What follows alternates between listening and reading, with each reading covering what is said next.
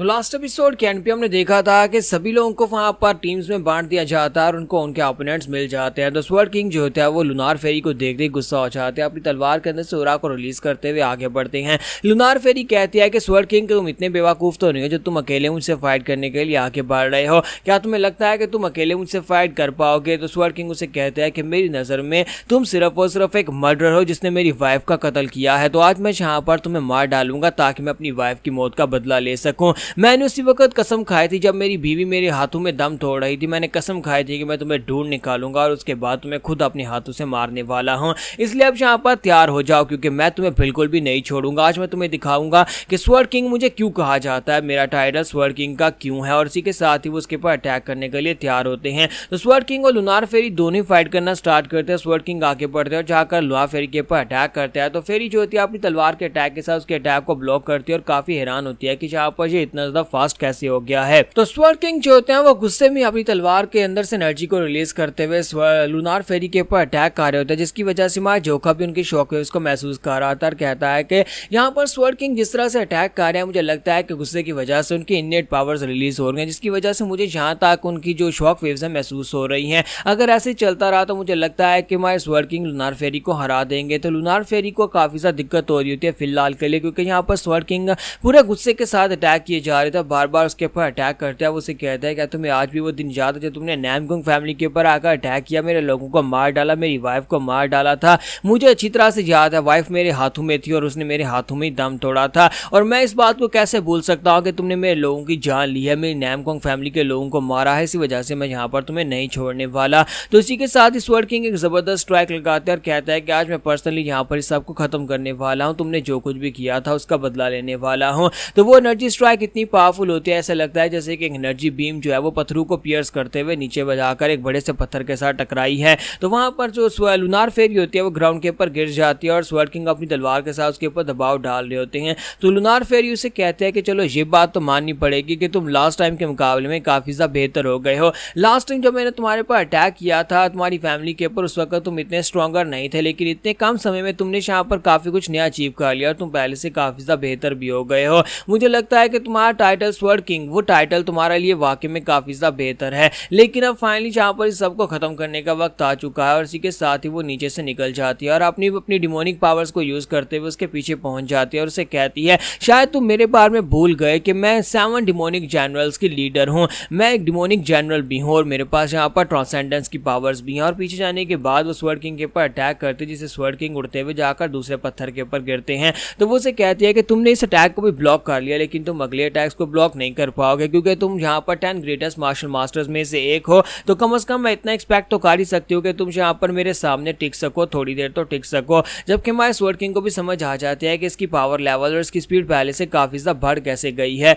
तो हमारा जो लुनार फेरी होती है उसे कहते हैं कि तुमने अभी तक यहाँ पर देखा ही क्या है, चलो देखते हैं कि तुम यहाँ पर इस अटैक को डॉज कर पाते हो या नहीं। और साथ ही वो उसके ऊपर स्ट्राइक्स लगाती है तो स्वर्ड किंग को पता भी नहीं चलता और उसकी बॉडी के ऊपर कितने सारे कट्स लग जाते हैं। स्वर्ड किंग के मुंह से ब्लीडिंग होना शुरू हो जाती है। तो हमारा जोखा भी काफी ज्यादा घबरा जाता है और कहता है कि लगता है कि मुझे इस फाइट का हिस्सा बनना ही पड़ेगा। तो हमारी लुनार फेरी उसे कहती है कि शायद तुम लोगों को इस बारे में बिल्कुल भी आइडिया नहीं है कि तुम लोग कितनी बड़ी गलती खा रहे हो। डिमोनिक कल्ट के खिलाफ जाकर तुम लोग हमारे डिमोनिक कल्ट को कभी हरा नहीं पाओगे। हमारे ह्यूमन डीमन किंग जब राइज करेंगे पूरी दुनिया को उनके सामने घुटने टेकने पड़ेंगे। इसका मतलब यह है कि पहले यहाँ पर तुम लोगों को मरना होगा और आज तुम सभी लोगों की बलि दी जाएगी ताकि ह्यूमन डीमन किंग अपने राज की स्थापना कर सकें। तो हमारा जोखा कहता है कि मैं यहाँ पर आगे बढ़ता हूँ, जाकर उनकी मदद करता हूँ क्योंकि यहाँ पर स्वर्ड किंग की हालत काफी ज्यादा खराब है। तो हमारी लुनार फेरी कहती है क्या हो गया, बस होगी क्या, तुम यहाँ पर बस इतना ही कर सकते थे। स्वर्ड किंग अब जल्दी से उठकर खड़े हो, क्या तुम यहाँ पर इस गेम को और ज्यादा एंजॉय नहीं करना चाहते? लेकिन मैं अब यहाँ पर काफी ज्यादा बोर हो गई हूँ,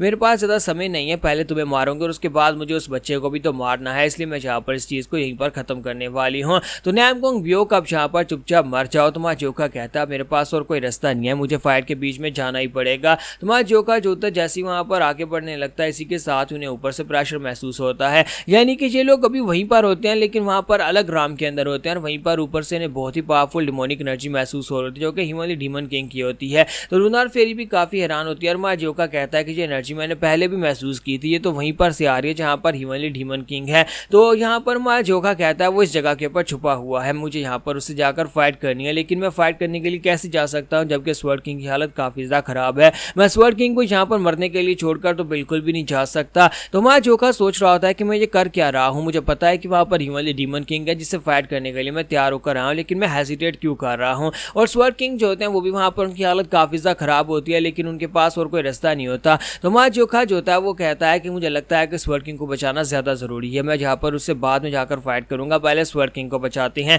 लेकिन स्वर्ड किंग चलाकर उसे कहता है कि लड़के अभी जहाँ पर इस जगह से निकलो, मैं चाहता हूँ जाओ जाकर हिमालय डीमन किंग से फाइट करो, क्योंकि हिमालय डीमन किंग के साथ हम में से कोई और फाइट कर नहीं सकता और मैं यहाँ पर अपने आप को संभाल लूंगा, तुम्हें परेशान होने की जरूरत नहीं है। ये सिर्फ और सिर्फ एक डीमन जनरल में से एक है, लेकिन वो जिससे तुम्हें फाइट करनी है वो हिमालय डीमन किंग है। तुम्हारा जोका उसे कहता है लेकिन अगर मैं हिमालय डीमन किंग के पीछे जाऊंगा तो फिर तुम्हारा क्या होगा, तुम तो यहाँ पर मारे जाओगे। तो स्वर्ड किंग उसे कहता है मेरे बारे में परेशान होने की जरूरत नहीं है, मैं जहाँ पर 10 ग्रेटेस्ट मार्शल मास्टर्स में से एक हूँ, एक बार पहले भी जहाँ पर मौत के मुंह से निकल चुका हूँ और इस कमीने के साथ तो मेरा अपना पुराना हिसाब चुकता करना है, इसलिए तुम्हें बिल्कुल परेशान होने की जरूरत नहीं है। मैं कम से कम यहाँ पर मरने वाला तो बिल्कुल भी नहीं, और अगर मरूंगा भी तो इसको रोककर ही मरूंगा और तुम्हें अपने मिशन को पूरा करना होगा। जोखा आप जल्दी से जाओ, जाकर हिमालय डीमन किंग को मार डालो, तुम्हें अपने मिशन को पूरा करना। हम सभी लोग यहाँ पर एक मिशन के ऊपर आए अपने लोगों को बचाने के लिए, म्यूरम के लोगों को बचाने के लिए। तुम्हारा जोखा उसे कहता तो फिर ठीक है स्वर्ड किंग, मैं जल्दी से अपनी फायर को खत्म करके वापस आऊंगा तुम्हें बचाने के लिए।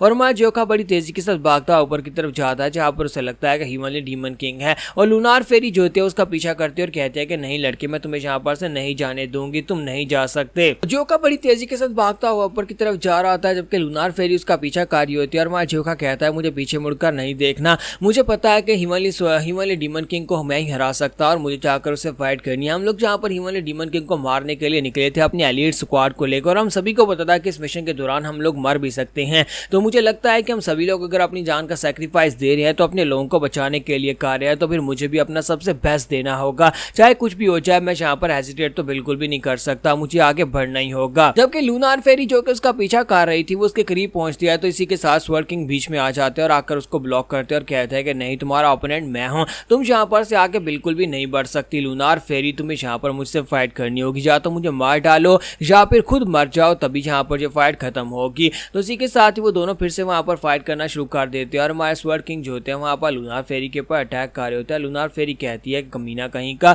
ये यहाँ पर से मुझे जाने नहीं देगा, लगता है कि मुझे पहले अपनी फाइट को खत्म करना होगा। तो हमारे स्वर्ड किंग की स्पीड पहले से काफी ज्यादा बढ़ गई होती है क्योंकि वो अपनी नेट एनर्जी को यूज कर रहे होते हैं, तो बड़ी तेजी के साथ पत्थरों के ऊपर उछलते हुए उसके ऊपर अटैक करके आगे गुजर जाते हैं। तो लूनार फेरी कहती है ऐसा कैसे हो सकता है, मैंने इसके ऊपर जो स्ट्राइक्स लगाई थी उन स्ट्राइक्स के बावजूद इसकी एनर्जी और इसकी स्पीड इतनी ज्यादा कैसे हो सकती है। मुझे लगता है कि मैंने यहाँ पर इसके ऊपर एक बहुत ही पावरफुल फैटल ब्लो दिया था, लेकिन इसके बावजूद ये अभी तक यहाँ पर मूव कर रहा है। क्या आज यहाँ पर बदला लेने की भावना से मूव कर रहा है या फिर वाकई में ये पहले से स्ट्रॉन्गर हो चुका है। तो यहाँ पर हमारी एपिसोड 173 का एंड करेंगे और नेक्स्ट एपिसोड में देखेंगे कि हमारा जोका कैसे अपनी फाइट को जीत पाएगा।